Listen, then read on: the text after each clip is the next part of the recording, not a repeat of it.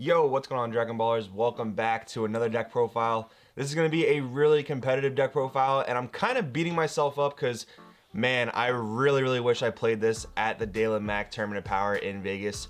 For some reason, going into set 9, I got tired of Surge Goku, didn't want to play it anymore, and I moved on to Cooler, moved on to Cell, tried to try new archetypes.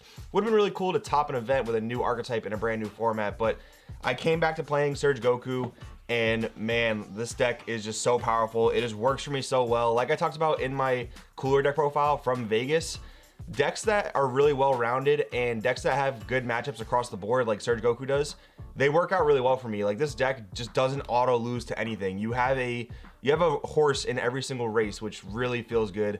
I really wish I played this at Vegas, so I'm gonna go over my deck profile. I actually took this to a first place finish at a 34-man store championship over the weekend, so that was really awesome. I'll talk about some of the matchups, talk about some of the text. This list is pretty different than my Chicago and my Orlando list. So guys, if you're new here, make sure to subscribe, hit that bell so you don't miss a video. If you guys want to help support the channel, lots of ways you can do that. We got Patreon down below, the Crossworld TCG merch store, and if you want to buy any cards you see in today's video, guys, it would really help out a lot if you use my link down below to TCG Player or Bearded Collectibles. That being said, we'll get right into the deck profile. Not too much to go over with the leader. The insane draw power on the front side is the main appeal. Like, when I'm playing other leaders like Cooler or Cell that only see one card per turn, man, I really miss Surge Goku's ability to see 2 cards per turn. That feels so powerful. The Awakened Surge is insane, being able to awaken whenever you want because we do play Heartfelt Plea in the deck. And then the leader, again, just feels so safe. There are a few cards that do negate your leader skills, like Victory Strike, the Apex of Power, Red-Blue Victory Strike, and the Cell 9-drop. Cell 9-drop isn't too prevalent in the format, and then you have other answers to the Victory Strike. So we'll talk about that all in the deck profile. So one of the biggest changes we're playing in this deck is the red-yellow super combo Whis Celestial Moderator. So this card is absolutely insane for the deck because one of the problems I had when I was playing this, before this card came out, was sometimes comboing for a rival was pretty tough. Sometimes your yellow count's low, sometimes your red count's low, depending on what your build looks like. And keep in mind, this is not a tricolor build. 99% of Surge Goku builds you see will be tricolor. I find red-yellow to be all you need because it has all the answers you need. It's far more consistent, and you just keep a much bigger hand size because you're not spending more cards to do more things that you don't need to be doing, in my opinion at least. The tricolor versions are very good, but in my opinion, red-yellow does the job just as well. So next up, for the red-yellow, we have 2 Battle to the Death in the main board. This card is probably the #1 reason I still love this deck. This card is so versatile. 2-drop, kill just about anything in the game, and then self-awaken if you need to. This card is the MVP in so many matchups. It's incredible against U7 Invoker. It's incredible against Piccolo Surge, which, if you guys remember from the statistic I showed you guys from the Vegas weekend, Piccolo Surge and U7 Goku are 2 of the most popular decks in the metagame right now, and this card is amazing against both of them. Getting yourself to 5 life is perfect with this card as well. Like, this card literally just works as leader so well because getting to 5 turns on all your Surge effects, so it really is just like perfect for the deck. Next up, you guys have seen this a million times probably. We've got 4 Beerus No Holds Barred. It's just the best red-yellow rival you can play. Paired with the Whis super combo, you can kill Secret Rares now with this card, which is absolutely perfect. It just makes it so much better. This deck really did get buffed when I didn't think it would in set 9. This deck got buffed in really incredible ways, as well as its positioning in the format. And of course, we're playing 3 Heartfelt Plea.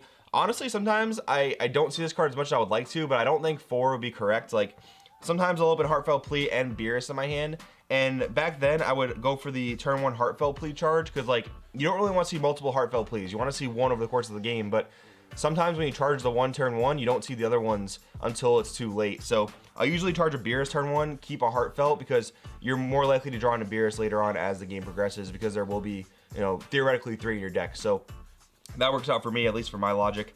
Then we have 4 check lands. I know a lot of people are on this on the 3 count. I like 4 a lot. It just seems more consistent. And again, when you're not playing the tricolor version, you just have more flexibility to be a bit more consistent. Like, charging 4 of this per game, it just feels so good. Having the flexible energy, because in this deck, the flexible energy actually matters a lot. So it really is helpful. 2 Further Construction Champa, a card that I always talk about. I want to play more than one, and I was really happy I was able to fit more than one into this list because there's so much battle interruption. Piccolo Surge, Arrival in to kill your guys. You have U7 Invoker with Emperor's Death Beam. You also have the Royal Condemnation. They just don't let you play battle cards. So the leader being the workhorse of your deck is absolutely crucial. I actually talked about that phenomenon like in a recent Patreon article where I talked about my starter deck UI Goku build. And yeah, double Champa is just so important because your leader needs to be the workhorse of your deck this format if you're not playing super control like U7 Invoker or Piccolo. This is just super important. Next up, we're always playing the Alt Art Denial of Hopes. Man, like, I'll probably play red for the rest of my life with these cards. This card is so beautiful, but it puts in so much work. Like in mirror matches or any deck that plays Topo, I actually played against a hit burn deck. So it was the reboot hit leader, and he was playing mono red, and he was playing the hit lightning fast that burns you for 2 damage, and he was playing the Nappa campaign rare that if you have all red stuff in all the open areas, you burn your opponent for 1. Denial of Hope was clutch for that. I played against other decks that use Topo. This was clutch for that, so I can go in and win the game. Like, Denial of Hope really is amazing. Next up, another big change to the deck. 2 Afterimage Technique. So, I've talked about in more recent videos how Afterimage Technique is actually kind of lackluster, or I guess was kind of lackluster. But this card was so amazing over the course of the weekend. So, a few different scenarios. If you're playing against a red deck, picking off their Frieza Death Embrace is incredible. So firstly, obviously you typically will stop an attack because they're not going to combo into the attack. So you stop it there, and then you also have great usage of this card against different things like Boo. So the -10 will stay on their Boo chain for the duration of the turn. You know, as long as you don't use it on the 2-drop. Do not use this on the 2-drop. But if you use this on any of the 4s or 5s or 6s, this will stay on their chain for the entire time. It's also sparking, so sometimes you do need to get that life taken if they're attacking your battle cards. It's also really good because people are playing a lot of those 1-drop crit attackers. So yeah, they'll still get to take a life off of it, but you kill the threat and don't take the crit. So that feels really good, especially in the Piccolo matchup. 2, Broly Crown of Retribution. This card is incredibly important for finishing games in certain matchups, but it's not like overly impressive. So I don't think you need 3 or 4. And this deck, yeah, this deck is super expensive, guys. So again, it is a really competitive deck. If you're looking to win events, win tournaments, I think this is the deck for you, but it's not super budget friendly, unfortunately. Sorry about that.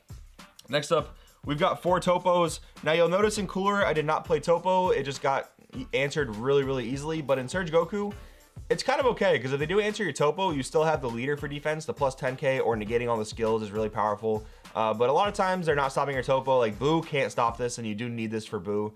Gohan can stop it, but I actually played against a U6 variant of Gohan, and they weren't playing Focus Breakthrough, so that was pretty clutch for me.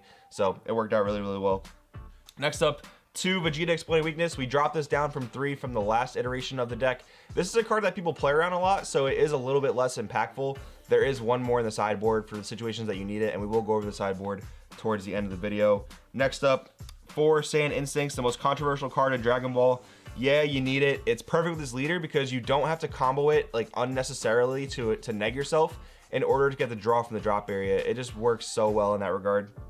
And of course, we got 4 Bardock Raiders Warcry, just the best 2-drop in the game. It's the best 2-drop your deck can possibly play. 3 Chopper the Trickster. You need it to answer problems here and there, like secret rares and random things like that. You kind of just need it. It's very lackluster in a lot of random situations, but trust me, you do need it in those random scenarios. Then we've got 2 Swift Retaliation Cooler.